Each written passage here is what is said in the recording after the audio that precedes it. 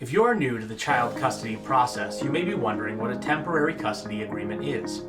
Let's explore this topic and what you need to know. What exactly is a temporary custody agreement? This is an arrangement that grants custody of children to their extended family members. Despite the term temporary, it can last indefinitely in certain states. Parties suitable for temporary custody include uncles, aunts, siblings, first cousins, and even step-parents. However, if circumstances change, the judge may reassess their decision. What factors influence child custody? At the end of the day, it's up to the judge to decide on child custody and child visitation. There are certain factors that can influence their ruling: abuse or domestic violence.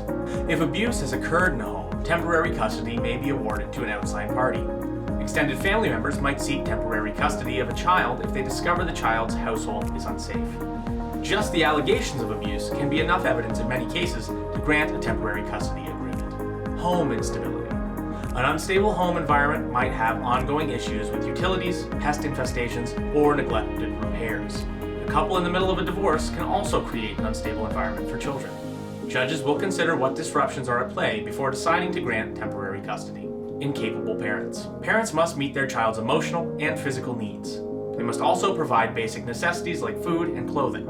If the judge deems a parent incapable of handling these obligations, temporary custody may be awarded to someone else. A common scenario can include a parent who is never home or otherwise neglects their child. Regardless of why someone is incapable as a parent, it could lead to them losing custody of their children temporarily or indefinitely.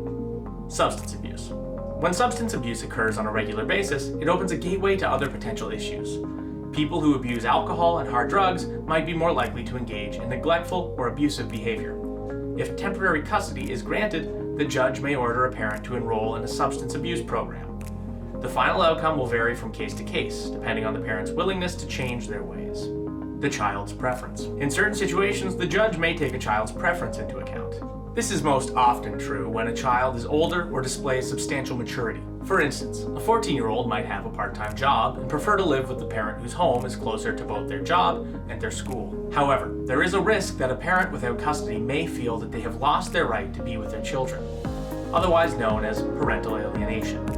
The main problem here is that the parent the child doesn't choose may not necessarily have been abusive or neglectful. This can result in anxiety, guilt, and erratic behavior for the parent in question. If a parent claims parental alienation, it can greatly complicate the case.